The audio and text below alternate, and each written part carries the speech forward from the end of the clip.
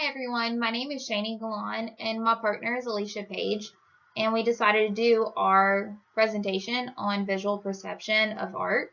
And the article I'll be talking about is Culture and Aesthetic Preference, comparing the attention to context of East Asians and Americans. So starting out with just a quick review of this chart, we see that Culture A, East Asians, and Culture B, Americans, are being compared. So the East Asian culture has an ideological type of knowledge, which was explained in the article that their knowledge type is based on the need for social harmony, which is what prompted East Asians to attend closely to the social world. So they believe that all things in the world are interrelated. The American culture actually also had an ideological type of knowledge. So this is based on the emphasis on how to control discrete objects by paying attention closest to their attributes and the categories that they belong to. These actually ended up being similar to my partner's article in that they mentioned that the China culture is also ideological. Moving on to traditional versus non-traditional, both cultures are considered traditional. The East Asian culture uses a bird's eye view method to represent a field of information. So this goes to look at the example of a Chinese scroll. When you think about a Chinese scroll, it's done in a panoramic view. So this goes back to their bird's eye view method. While the American culture is still considered traditional, but the objects are usually depicted upon a plane surface in conformity with the way that they are perceived, without reference to their shape or contextual relations. When looking at the social cultural orientation, the East Asian culture is considered a collectivism orientation where they use a floating perspective, where the spectator sees the social world, including himself or herself, holistically. The American culture is considered an individualism orientation where there's a linear perspective, where the spectator sees the social world from his or her own point of view. An archival research method was used in these studies, which is considered a qualitative research method.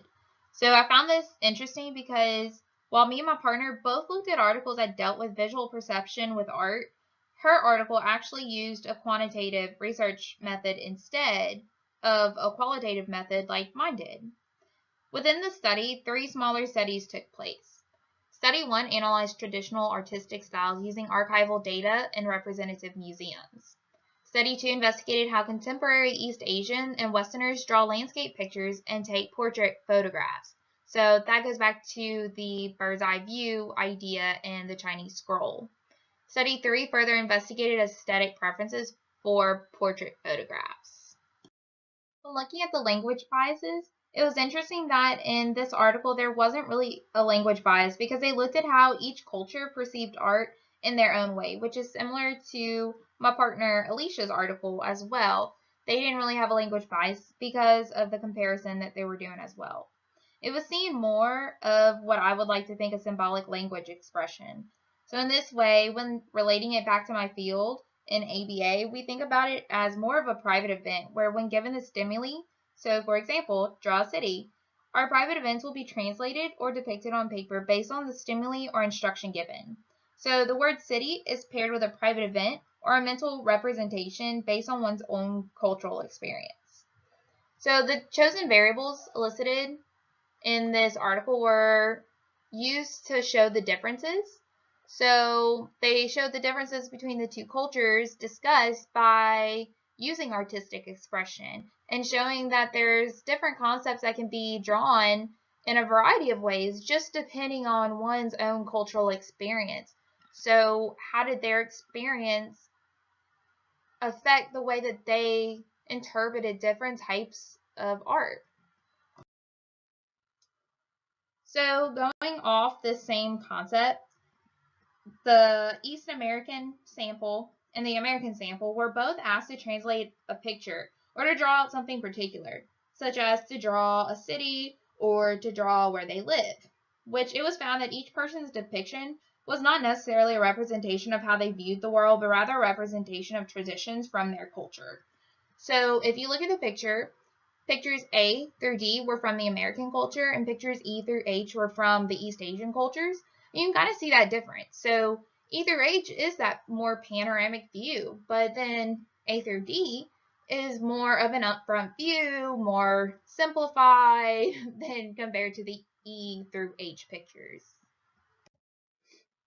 My general schema of this topic was that when two different cultures are given an instruction to depict some type of art or to draw out something about their culture that could be similar between cultures, such as, for example, the cities, I would think that the two cultures wouldn't really display that much of a difference.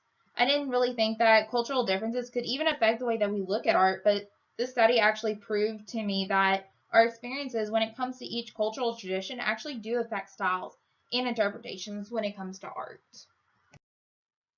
So these are my references if anybody would like to go and read the article or take a look more at what I was talking about. It might be a really fun read if you don't have a whole lot else to read. So thank you so much for watching and for paying attention. I hope that you found this very useful and very informative, and I would love to hear your thoughts and opinions on this. And that is it from me. Thank you so much.